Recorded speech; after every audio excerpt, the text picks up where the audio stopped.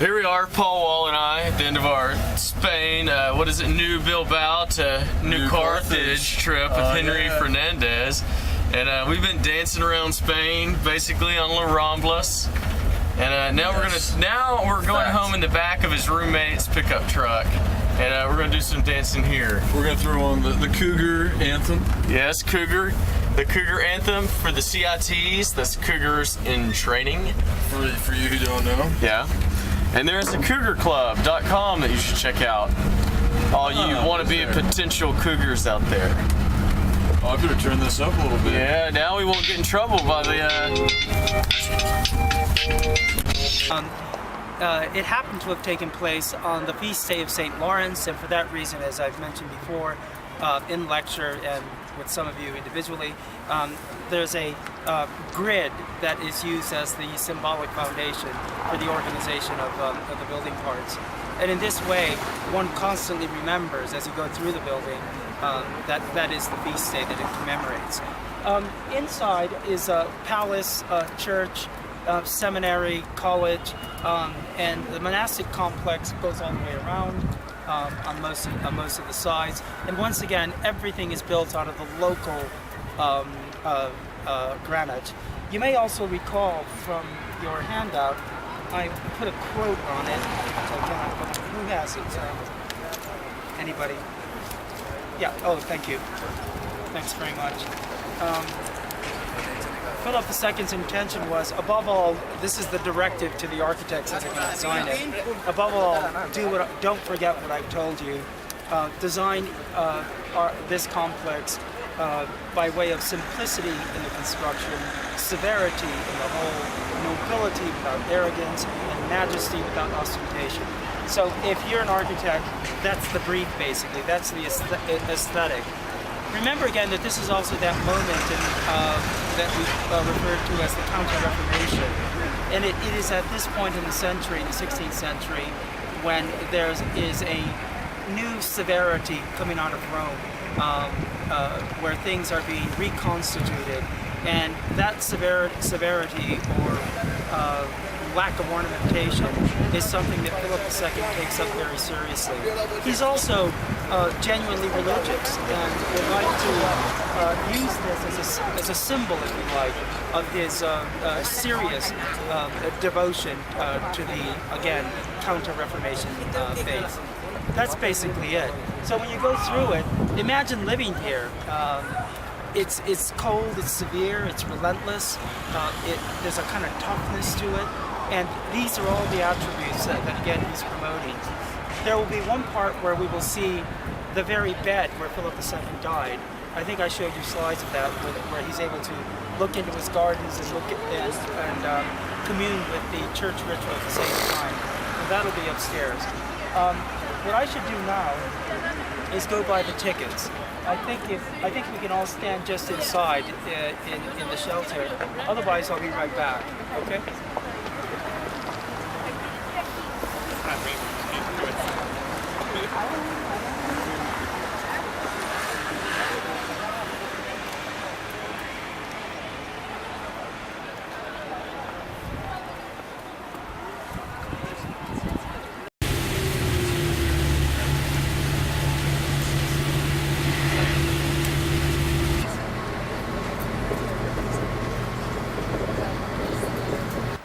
Those of you familiar with the story of Don Juan from it's an earlier story, but from the 19th century by Byron, he bases the history of Don Juan on Miguel Mañara, who was your kind of quintessential dissipated rake. The legend goes that in the late 17th century, coming back from a sort of orgy, he has a vision of his funeral procession in the street. He sees himself in a coffin. And so he mends the error of his ways, and he's wealthy enough to be able to, as kind of penitence, found this hospital which cares for the sick, and equally importantly in Spain, also cares for the the burial case for your funeral. In Seville, if you kind of pop into any of the churches, you'll see what Henry likes to say is people who really do like their tears and blood. You see very much a kind of this Baroque sort of sensibility. Christ is always really screaming in agony. You'll see Our Lady of Sorrows with kind of these glass tears running down her face. And in many ways, actually, Seville does sort of, in the 17th century, highlight a kind of juxtaposition between two kind of conflicting things. One is that it's an extraordinarily wealthy town in the late 16th and 17th, or 16th and 17th centuries, because it's the point of exit and entry of all trade into the New World. So when New World silver comes into Spain, it starts here. And it's why you start to see these enormous candelabrum churches, these massive high altars, made of solid silver. By the same token, it's also this deeply Catholic country that genuinely believes in sin and repentance. Yes. And also in the 17th century, because of suffering terribly from the plague. So in some ways, sort of Mañara is this kind of dissipated rich boy who then feels really bad about things. Is kind of sort of he becomes very kind of quintessentially Spanish. And the kinds of paintings that you're going to see inside the hospital, as you really do kind of embody that. There's some that embody that. Yeah, you're going to see some sort of bishops being eaten by worms in hell. So. Because the idea, of course, is that the flesh is fleeting, yet your soul's forever. So this kind of so-called vanitas in Latin, or vanity, paintings remind you that you better take care of your soul now while you're on earth, because later, forever, your soul will fail. So that's the message. And it's still Catholic used as a hospital. basically. Alan, so it is still being used as a hospital, as you can perhaps. There's a participant. Okay, all right. We'll follow you. Thank you. Really impressed that you guys came up. I noticed you were smiling when you saw us, like they actually. I said to these guys, it wouldn't surprise me.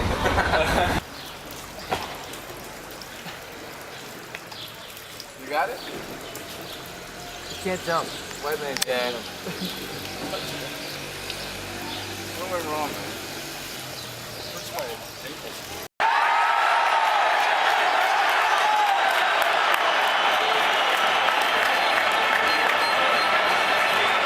The Islamic occupation is increasingly embellished, especially with the gardens. There's actually very little that I can say in terms of the building beyond that. I think your own eyes will tell you what is important, but I will be available always to discuss any of the particular moments in the history of the Alcazar. But I think, first of all, it's useful to have a look at this building. It's a 19th century renovation of an earlier 16th century building, and it's the archive of the Indies, and in this building, in terms of documents, maps, and other artifacts, we have the entire history of the explorations to the Americas. So it's one of the great national treasures of the nation. And this is where, if you want to study the history of any of these South American nations, or anything in terms of the Spanish conquest of the American West, this is where you begin. This is where there are also military records. It is, by way of example, I can tell you that this is how I happen to know through military records that our original family is in Barcelona. It's a way to document it back, and it's a very good record. Very good way to get. So let's go on to the Alcazar, than St. Paul's or St. Peter's, but I find it hard to believe that this is greater in volume than St. Peter's, but if it is, it doesn't matter.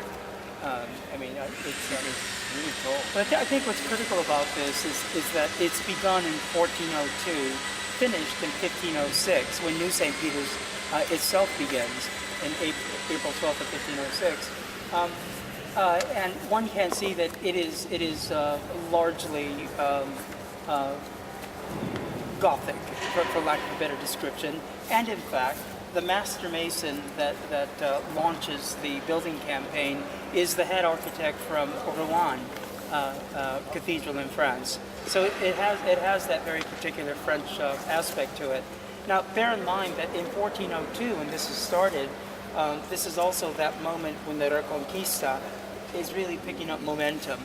And so I suspect that this part of Andalusia had been freed already. It would be another 90 years before Granada would eventually fall in January 2nd, 1492. But still, one can see again that it is really iconographically being reconquered as we move along. What I'd like to do is take us directly to the Christopher Columbus tomb, and then from there we can figure out what the next step is. Christopher Columbus is originally buried in what is today Havana in Cuba, which is that part of the Hispaniola area where he first conquered, or not conquered, or so-called discovered the New World. It seems that during the Castro uprising, during those years when the country was a bit unstable, the remains were brought back to Spain and interred here. This is in fact a relatively new, as you can see, tomb. But there is some debate, there is some question as to whether the actual remains of Christopher Columbus did return from present-day Cuba. It's a big debate. They've done forensic analyses, and there's no conclusion. Probably, but you never know.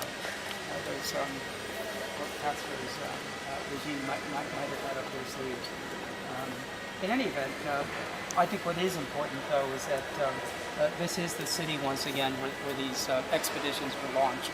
And I think you've already seen around the city through various examples, including the Caridad that we saw last night, that the gold and silver ports, as they're sometimes referred to, is a very important moment in the history of Western civilization as we begin to see the modern age approaching.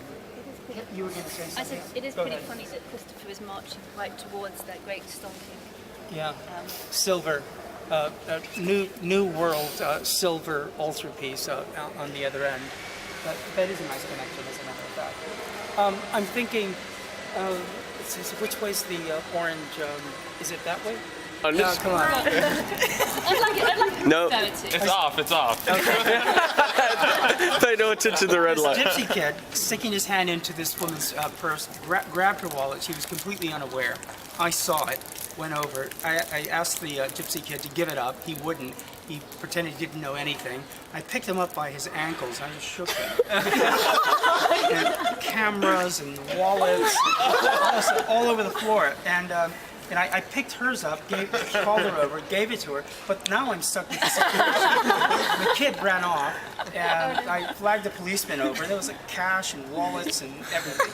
So anyway, that's